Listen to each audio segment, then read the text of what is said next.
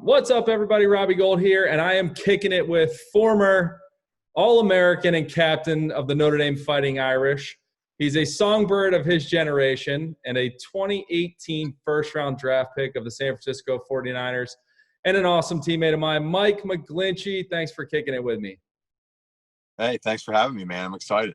Yeah, it's awesome. Obviously, you big fellas, I appreciate, they get a chance to block for me, but I also appreciate it because I have a hard time gaining weight. So, the problems you had maybe when you were a little kid and your parents taking your birth certificate to all your sporting events didn't really happen for me. So, tell me what was it like being a bigger kid, obviously playing against, older players. Explain to me what it was like when your parents were like, hey, here's a birth certificate and my kid's of age. Yeah, it was kind of funny. And actually, early on, when it was like kindergarten through second grade is when the biggest differences were noticed. And so my dad actually took over some basketball coaching just so that he could prepare other people for that. But he always had me play up when I was younger. And it was because he didn't want me to just learn how to do things easy. Because obviously when you're that much bigger, that much stronger than kids when you're that young, you just kind of take over. So he always pushed me. Actually, the first football team I was on was like weighted football, and I played like the 75-pound team when I was in kindergarten. And so all these kids were like, the biggest joke the coach could have is that all my kids are, I still have a player that's learning how to read and write on my football team. And so I played against kids that were fourth graders. And then once I got to second grade for football, I was past the weight limit of the township that I was in. So I actually had to take a year off because I would have been playing against 8th and 9th graders as a 9-year-old. And my mom had looked at that situation. It's like, okay, these guys are starting to turn into men now. And it's not conducive to keep putting Michael against these guys. And so I took a year off. And then once CYO started, there's no weight limit for CYO football. So that's when we all started to play that. And that's when the birth certificate questioning kind of stopped. I wish I was 75 pounds when I was like senior in high school. So I think I'm still trying to get there, I never had a problem being big. That's for sure. So you get a chance to play against these older kids. Was it helpful for you from a competition perspective? And did that help you later in your athletic career? Absolutely. I mean, from the fundamental point of when I started playing sports, I can always remember my dad saying, like, it's not, you don't want this to come easy. You don't want it, you want to compete with the guys that are better than you so that it pushes you to be better. And I remember always taking that lesson from him and kind of doing it as every step of, my career has taken off. And so you surround yourself with better people and better competition so that it push yourself to keep growing. And, I was lucky enough to come from a family that was very, very competitive. So I was used to it anyway. Just in the driveway, I was playing against kids that were 5, 6 years older than me just to keep up and hang out with my cousins. So it was just something that I grew up with, and I'm thankful that I did it because it allowed me to grow faster. So let's talk about your family. You've mentioned them several times. Obviously, I know you guys very well. You're very ultra competitive, but you come from a huge family, 22 cousins, 5 siblings. Everyone is super supportive the whole way through the family. Tell me what that meant to you growing up to have that kind of support. Well, it was incredible. That's just my mom's side of the family. I have another 16 on my dad's side too. So I'm the old. So my mom's the youngest of 6, and my dad's the oldest of 5. So I'm the oldest grandchild on one side and part of the younger generation on the other side. So it's kind of funny how that worked out. But my family is the reason why I am who I am. We all were kind of raised the same way, within 5 minutes of each other outside of Philly. And every weekend, every sport, we played on the same sports teams. We played in the same, school districts. We all played on every chance we could in the yard, in the basketball courts and all that stuff. And we would kick each other's asses, and that's just what we would do. And we pushed each other to be good. And all of us, fell in love with competition and fell in love with sport. And the one we were best at was football. And that's why we always drew our attention to that. And it allowed us, because football was the game, allowed all of us to play together at one time. So it kind of just grew into who we were, and wound up being one of 7 cousins on one side that played college football. I'm the only my brothers, the McGlinchey family is the only non-skill position that played so we were a little denser, I guess, a little more big bone. So my brothers and I are all linemen, and then everybody else QB. I love it. So you have an opportunity to go play at Notre Dame. I know having a close family like you have, was that difficult for you to leave Philly and make it the whole way to Indiana to go play for the Fighting Irish? It was really hard. It was the only thing that was holding me back from just saying yes away. I mean, I committed on the first weekend I was at Notre Dame, and I was so scared because it was a 10-hour drive. But I grew up an Irish Catholic kid outside of Philadelphia, and there's only two teams you root for: your Penn State Nittany Lions or my Notre Dame Fighting Irish. And because my last name's McGlinchey, I grew up in the Catholic Church. It was kind of an easy decision for me of where I wanted to go to school. And when it was just me and my dad took a spring break trip out to Notre Dame, and I told the coach, I don't know if I can commit here yet. I have to see if my mom, if we can do this. It's really far, I want, and I was thinking about going to Penn State, and it was either going to be a 2-hour drive or an 11-hour drive. So I had to pick one, but I knew which school was the best place for me. And I called my mom, and she said, we'll make it work. And I said, okay, then I'm going to school here because I can't leave. So I committed on the spot my first there, and it was the best decision I ever made. You go to Notre Dame to play football. We have a mutual coach in Harry Hiestand. I had him when I was played for the Chicago Bears. I know you had him as an O-line coach in Notre Dame. I have a lot of respect for him as a coach, as a person, as a family man. Tell me about your relationship with Harry and how he was able to help propel your career to be a first-round pick and to get ready for the NFL. I owe my entire career to Hiestand. I don't think I can. I don't know if there's anybody that I could revere more in the game of football than Coach Hiestand. What he did for me and the way that he took the care to develop me, and not just football, but everything. He taught me how to be a pro. He taught me how to live life the right way and how to manage yourself to really, truly value what's important to you. And to achieve what you can possibly achieve, what you want to dream of achieving. And, he sees things in you well before you see them in yourself. And once he gets that little taste of what you can be, he doesn't let go of that grasp until he feels as though you get there. And he's a tough guy to play for, no doubt about it. He demands greatness from you every single day. And because he views it as his responsibility. Your parents say, when you sign that dotted line of the letter of intent, your parents are turning you over to him. And he absolutely takes that to heart in developing 18 to 22-year-old boys into men. And so it's all facets of life. This guy gave me everything I could have possibly imagined. And, I owe everything to him, and he's why I am who I am in the game of football. Coming out of college and going to the pros, did your cousin, quarterback for the Falcons, Matt Ryan, did he have an impression on you? He was a first-round, highly drafted player.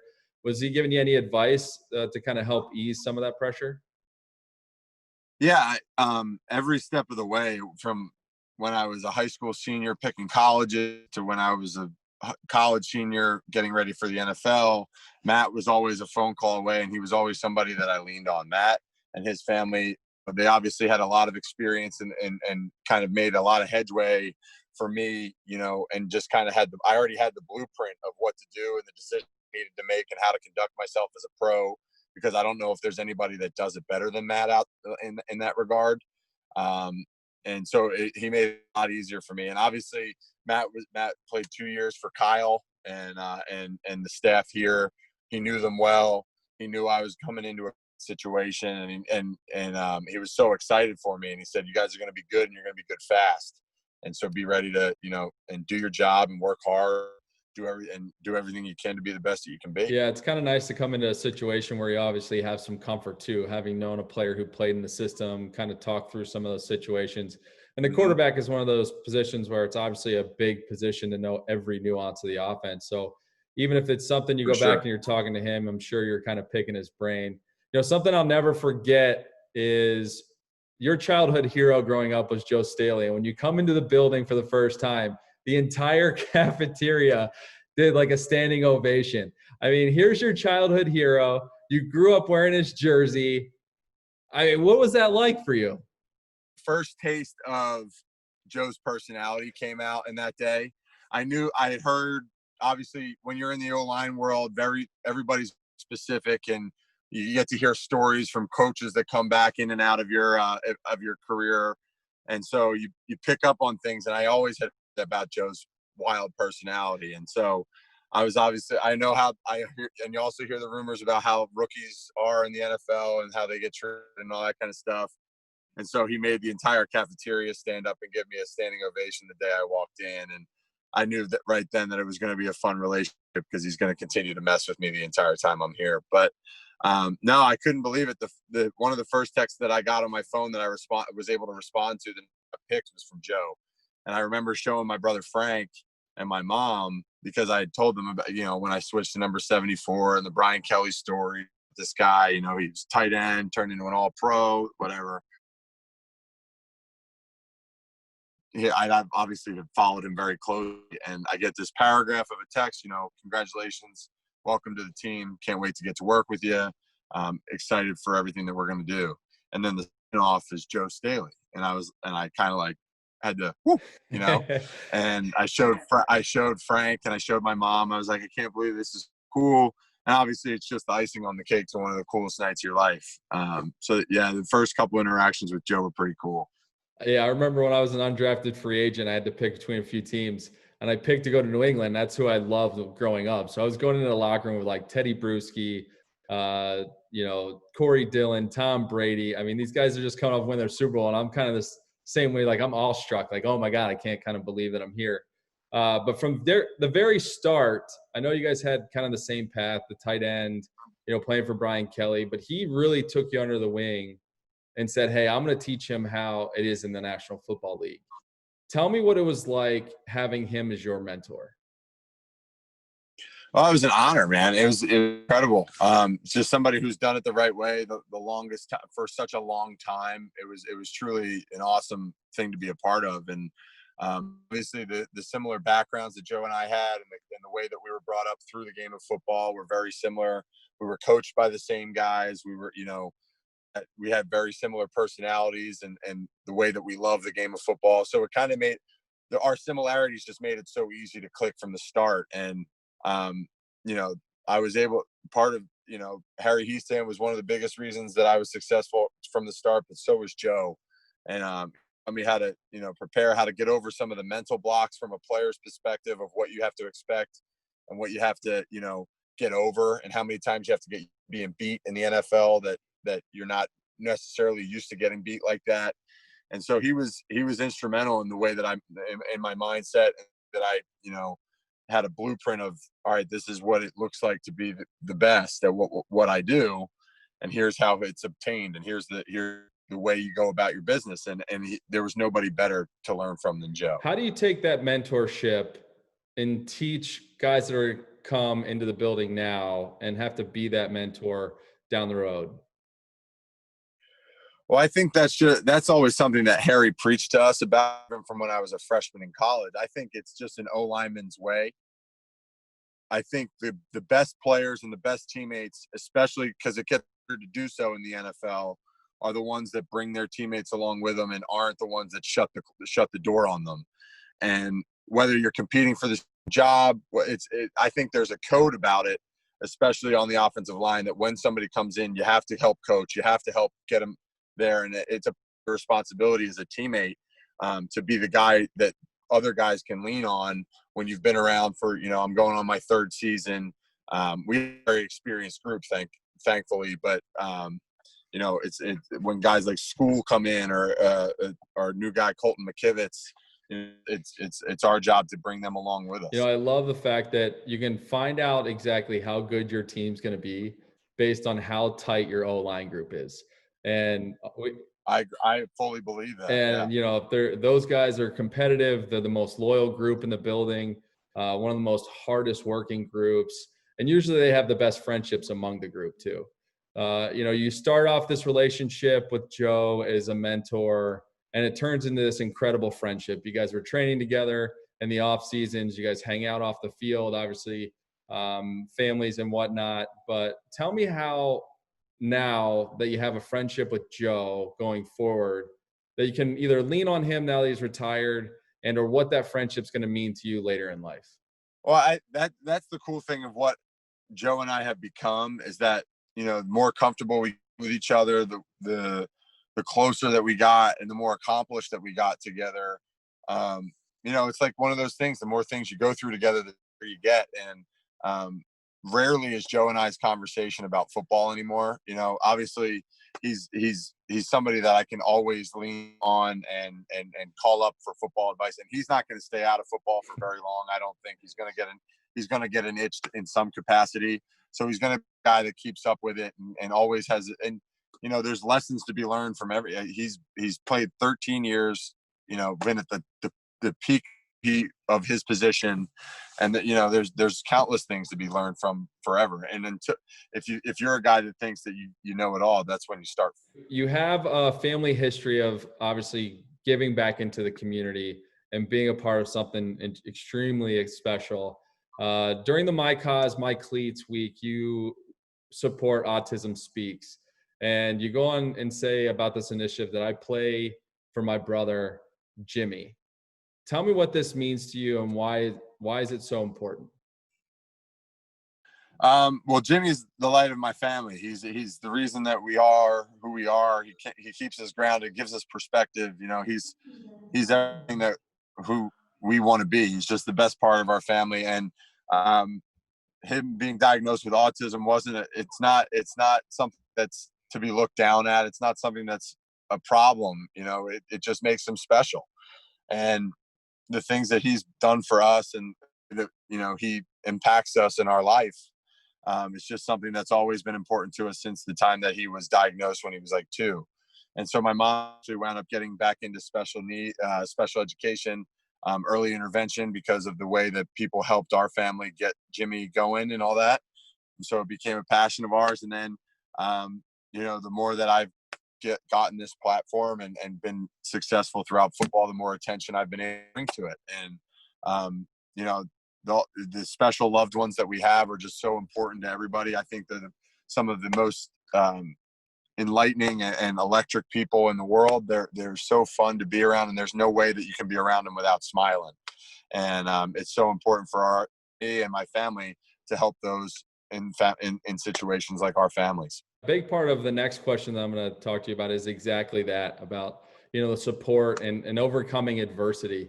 What's the biggest piece of adversity you have ever faced or had to overcome? You know what? I've been very fortunate to not have too many life traumatic things happen to me. I can't complain. It's good. But in the game of football, Harry Hiestand makes things adverse every single time that you onto the field.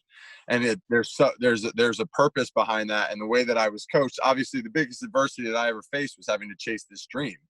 And there's along the way, you get put down, you get knocked out, and you have to figure out a way to keep moving forward. And it's those lessons that you have in football. Like, I've been beat more times than I could ever count in the game of football. And it happens at practice all the time. I mean, my teammates all the time see me have brain aneurysms in the middle of the field because I can't. You usually talk in the third person too, which is always fun. Yeah, I go into a different world when I'm out there. And so it's moment to moment. And Harry taught me, because he would put me in those situations, how to manage myself and how to get back in and how to focus on what's important, and how that you can't worry about the things that you can't control. And if things happen to you along the way, you got to be able to let it go. You got to be able to let it roll off your shoulders. And that's an O-lineman's work. That's the world I live in. I don't get, playing offensive line doesn't get all the fame and fortune. It's a grunt job, but it's the best job in the world because it allows you to do something selfless for your team. And, you get beat all the time. And the only time you have to, defensive lineman, you play 70 plays a game, and you get one play as a sack, you're the best ever. As an O-lineman, if I play 70 plays a game, I give up one play. I could be great on 69 plays, but if I give up that one sack, I'm the worst player in the world. So it's one of those things where you have to just keep things, as they are, and just roll with it. Well, you're counting yourself short because you play those 70 plays, but then you get at least the 5 plays I get a game. So I appreciate you protecting for me, big fella. Hey, no problem, man. There's nothing quite like field goal and special teams. I would say it's an easier job to do special teams, but harder because it's more physically demanding. It's the field goal block. I sit right in the middle in the A gap as the right guard, and all it is just 1.5 seconds of heart and technique, and that's all you got. So it's the quickest thing, but the most painful thing to do in football. Well, I love the heart that you guys give for sure. Tell me one piece of advice you would give to your younger self, or one thing you would change that you've learned from. I don't think I would. There's nothing that I would. I definitely wouldn't change a thing. I've been very, very blessed and very fortunate in the path that I've had, to and all the lessons that I've learned along the way. But the one piece of advice I would always tell my younger self or anybody that's just keep at it, keep chopping. It'll get everything comes in waves. Like the way that the world is now is the gratification and all that kind of stuff, and it derails people from being able to do what they truly want to do because you have to work for things and you have to get step by step by step and just keep chopping wood for the rest of and you'll get there. That's what I mean. The only thing I'd ever did was just look at the next step. So when I was in high school, I wanted to get a college scholarship. When I was in college, I just wanted to start. And then when I started starting, I wanted to be the best. And when I got to that, and when you get to the NFL, you accomplish that goal, and then you want to keep climbing. And so that's the only way that I've ever approached it. And that's the only advice that I would ever give to anybody. Just make sure that you commit to something, because it's really scary to do that these days. But once you do, give it everything that you have and, keep moving forward. Yeah, as a teammate and somebody who's watched it definitely from the sidelines and afar, your work ethic, that chopping wood, one day, one play at a time concept is definitely something I think everybody can take away from this. And I appreciate you kicking it with me. And thanks for being such a great teammate and an awesome role model for a lot of people. Thanks, Rob. I appreciate you having me on, man.